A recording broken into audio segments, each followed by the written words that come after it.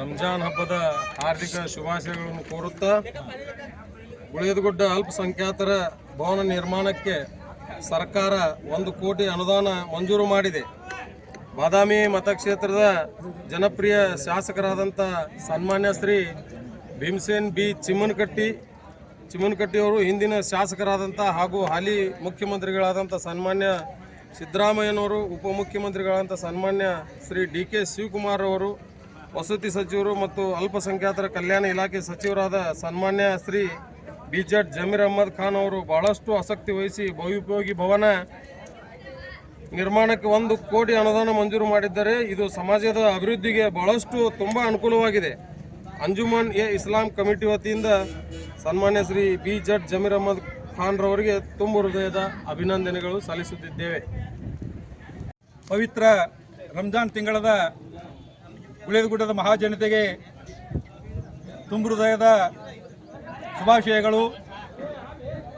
ಅಂಜುಮನ್ ಸಂಸ್ಥೆಗೆ ಈಗಾಗಲೇ ಮಾನ್ಯ ಬಾದಾಮಿ ಮತಕ್ಷೇತ್ರದ ಶಾಸಕರಾಗಿರ್ತಕ್ಕಂಥ ನಿಮ್ಮೆಲ್ಲರ ನೆಚ್ಚಿನ ನಾಯಕರು, ಅಲ್ಪಸಂಖ್ಯಾತರ ಅಭಿವೃದ್ಧಿಯ ಹರಿಕಾರರು ಆಗಿರ್ತಕ್ಕಂಥ ಸಾಹುಕಾರ ಸನ್ಮಾನ್ಯ ಶ್ರೀ ಭೀಮಸೇನ್ ಬಿ ಚಿಮ್ಮನಕಟ್ಟಿಯವರು ನಮ್ಮ ಅಂಜುಮನ್ ಸಂಸ್ಥೆಗೆ ಈಗಾಗಲೇ ಚೇರ್ಮನ್ ಹೇಳಿದಂತೆ 1 ಕೋಟಿ ರೂಪಾಯಿಗಳ ಅನುದಾನವನ್ನು ನೀಡಿದ್ದು, ನಾವು ಅಂಜುಮನ್ ಸಂಸ್ಥೆಯ ಪರವಾಗಿ ಅವರಿಗೆ ತುಂಬ ಹೃದಯದ ಧನ್ಯವಾದಗಳನ್ನು ಅರ್ಪಿಸ್ತಾ ಇದ್ದೇವೆ.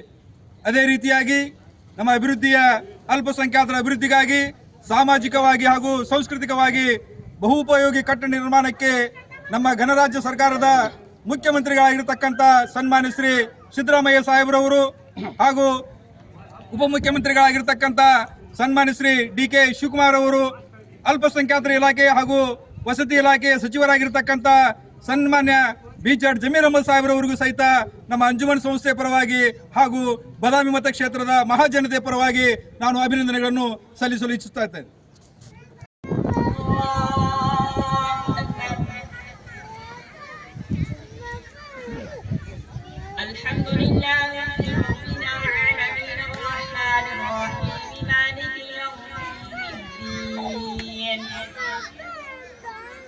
إياك نعبد وإياك نستعين اهدنا الصراط المستقيم صراط